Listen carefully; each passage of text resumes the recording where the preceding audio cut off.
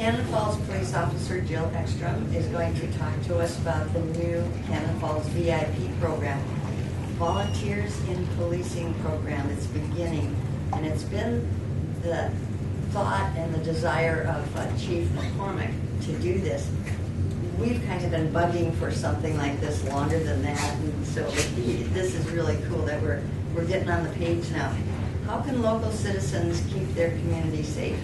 Volunteers in Policing is a program that's been effective in other communities, creating a cooperative effort between law enforcement and citizens, and it also lowers the cost of public service. And that we found out in Rochester, Minnesota, where they saved over $100,000 because of the work of the citizens and law enforcement working together. Volunteers in Policing can help law enforcement to make their neighborhoods and communities safer by doing vacation and shut-in checks, monitoring barricades, walking patrols of parks, trails, and neighborhoods, as well as helping with office activities. Officer Ekstrom will also cover the Cannon Falls Police Reserve Program. Jill Ekstrom, nice to see you. Hello, everyone. I'm sure everyone knows who I am. I'm Officer Jill Ekstrom. I am with the Cannon Falls Police Department. Chief McCormick has decided to try and implement a new program called Volunteers in Policing. And what it is, it's if you're 18 to 118 years old, come in, to the police department. Not necessarily want to put on a uniform, but you want to give back to your community. And that's what this is all about. Whether, like Rosie talked about, walking the parks and walking the trails, or, checking on elderly neighbors when it's super hot out or super cold out. It's assisting with like National Night Out. We take great pride in the National Night Out program every year. Last year we had 13 parties that we went to, so it'd be wonderful to have our volunteers in policing to be able to come and help with that. But not necessarily just going to events. If you want to come into the police department and help with, such as scanning some of our old documents, that can be done as well. Yep. Or assisting with, sometimes we send out mailers, so stuffing envelopes, or even doing ride-alongs with officers, getting to see what we actually do. Currently, our Police Reserve program, they do ride-alongs with us. They assist with events such as the 4th of July parade. The Reserve program is more of a hands-on, whereas the Volunteers in Policing is what it is. It's volunteering. They don't go the hands-on. They don't get out of the squad car when they're doing the ride-alongs, whereas the reserves do. A lot of our reserves are currently going into law enforcement, so they're trying to get hands-on experience. But not all of our reserves are going into law enforcement. Some of them are just community members that want to give back to their community. But reserves are in a full uniform, whereas the volunteering and policing would be more of like a polo that would have the police department emblem on it. Another thing that the volunteering and policing would be doing would be assisting with corner marshals, such as we had the bike race, the Nature Valley bike race. We had corner marshals, so where people wouldn't be driving around barricades, so we could protect the spectators and the bicyclists. Because this year we did have one person that was hit by a car. It was not in town, but we don't want that to happen in town either. And then also for the 4th of July parade, we had a lot of people breaking the barricades. We can't be at every place at once, so volunteering and policing would put somebody at one of the barricades and just say, hey, nope, sorry, you can't come this way, and then give them directions on how to get to where they need to go.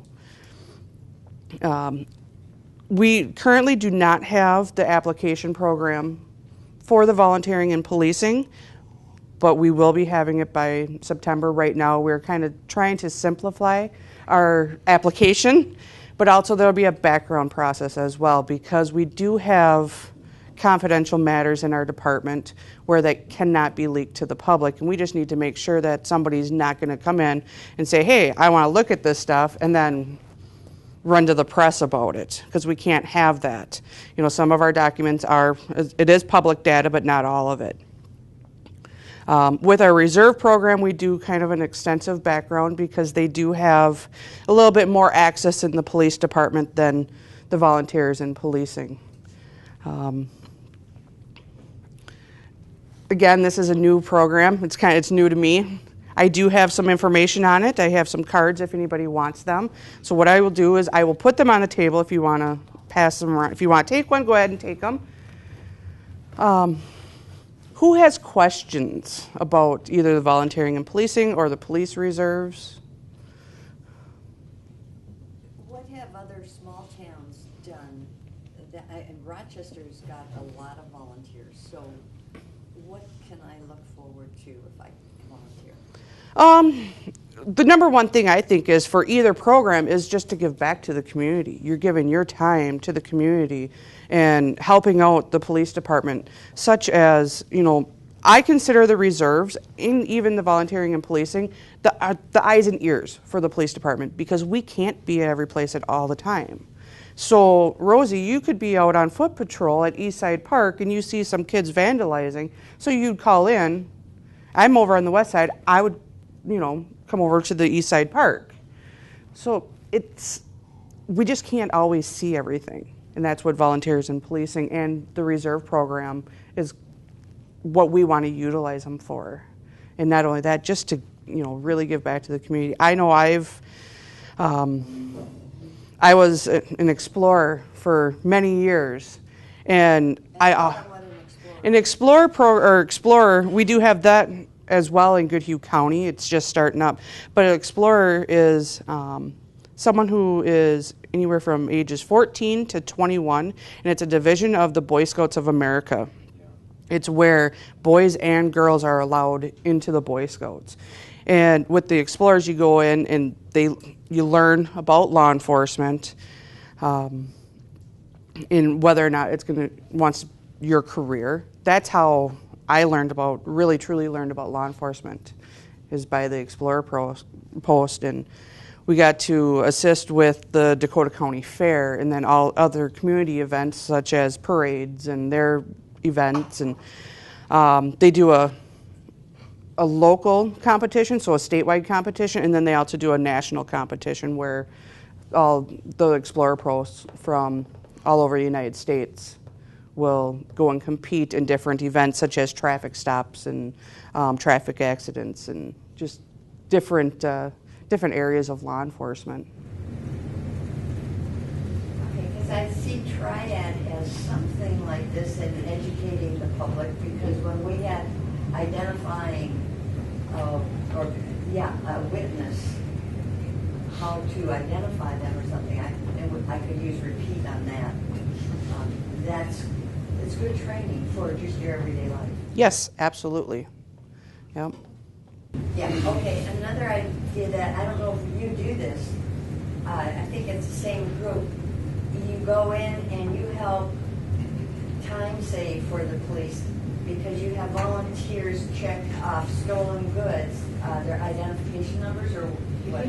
Yep. Pawn shops or something, online, everything's online. Right, yep. I don't know if Chief McCormick would be, if that's part of the program or not. But we collect a lot of bikes that are just found along the, I've picked up 2 along the trail. They've been abandoned there for, you know, a couple days, so pick them up and we bring them to our storage area. And then we try and go through each bike to see, okay, does this one match one that has been stolen, reported to us as stolen? So I think assisting with that would help as well. Yep. Cool. Yes. What kind of a commitment do you make if you volunteer for this? There is no commitment for the volunteer and policing. Our reserve program, we require 10 hours a month. But as far as the volunteer in policing, as far as I know, there's not a commitment status such as like there is with the reserves. I see. Has Chief McCormick given you any suggestions as to what we could volunteer for? The neighborhood and park walkers is one. Assist like the police with our training, because we will do like, we call them high risk traffic stops with our new officers. We do trainings with them because we don't always do a high risk traffic stop. So that's one area that would be able to help, is you'd be the bad guy, so called, you know. What Ray's all excited about that. Helping, you know, department tours. We get Boy Scouts and Girl Scouts that come in all the time. They want to do tours of the police department, and they want to see the squad cars. They want to see everything. So that's another thing that would, you know, be able to help with. Event preparation. You know, sometimes there's a lot of things that we got to do. We get, for the National Night Out, I'm getting paperwork together, such as handouts for like fraud, or I'm getting balloons ready for the parties. Separating stickers, because the stickers come in huge rolls. So we like to tear them off in advance. I can do that. You know, or even just like for National Night Out, there's a bank that will donate water for each party, a case of water for each party. So what I do the day of National, or actually it's the day before National Night Out, I go around to all the parties, I deliver all the water, and then balloons as well. So they have it, they can put it in their cooler or refrigerator, have it cold for the party the next day. So that's something else, you know, delivering the water for the National Night Out. We will be having a volunteer police vehicle it's going to be one of our squad cars that's going to be converted into for a volunteer police vehicle.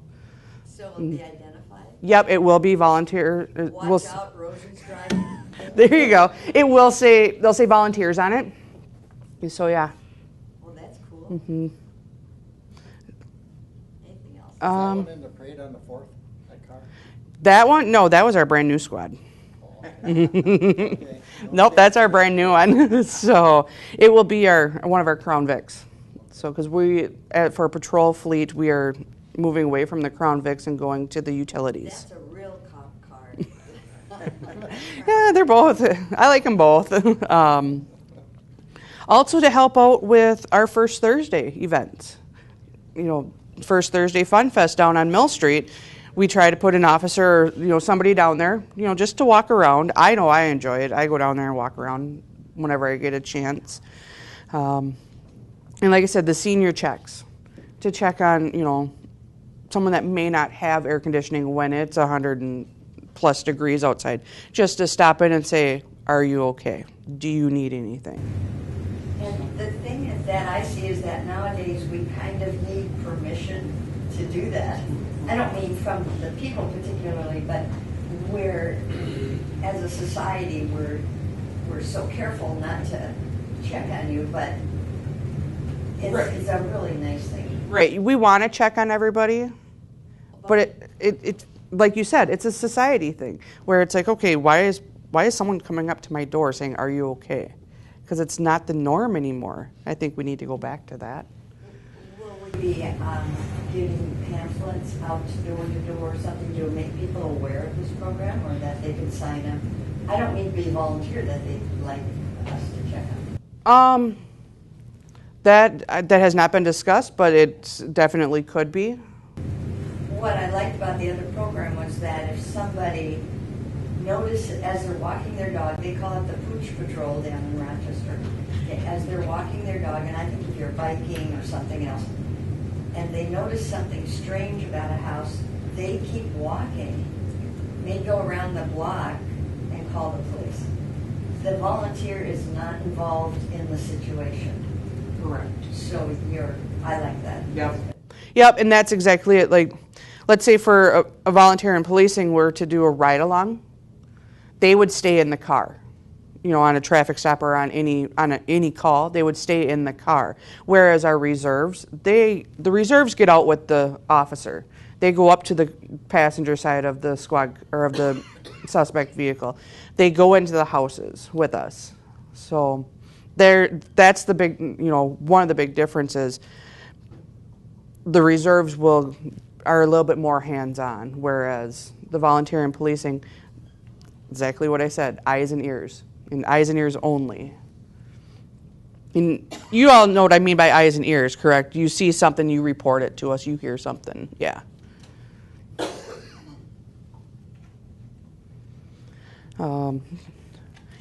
Yeah. Is there any focus points that Chief McCormick is going to start out with?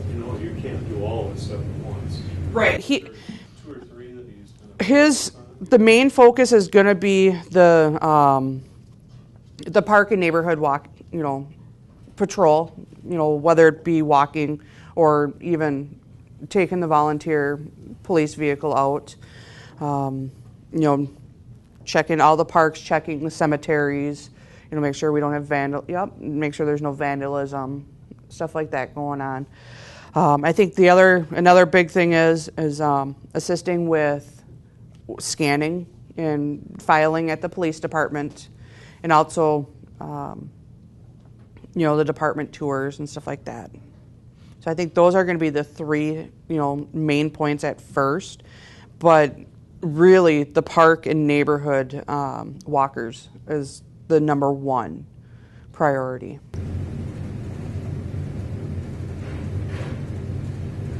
I think that can be so valuable.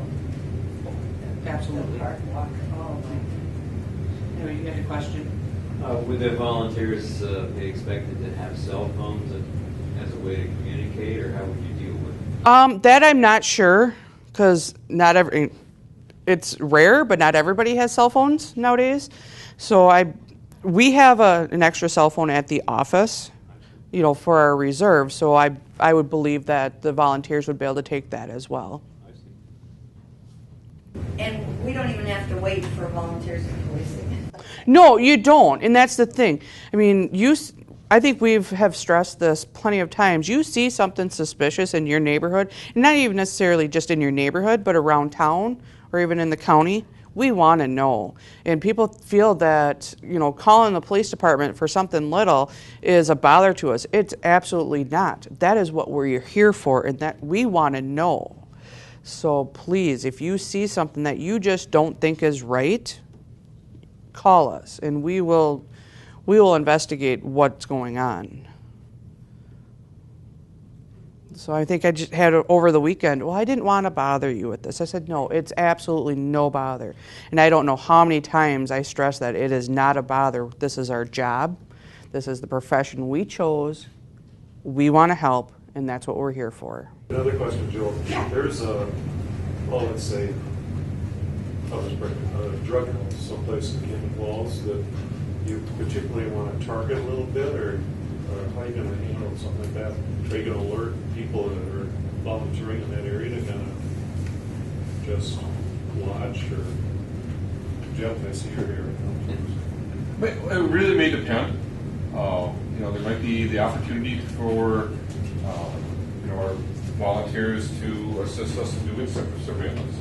Part of that is watching locations to see what kind of activity is going on. Oftentimes, neighbors will let us know, and then from that we sort of determine when the best time to do surveillance is.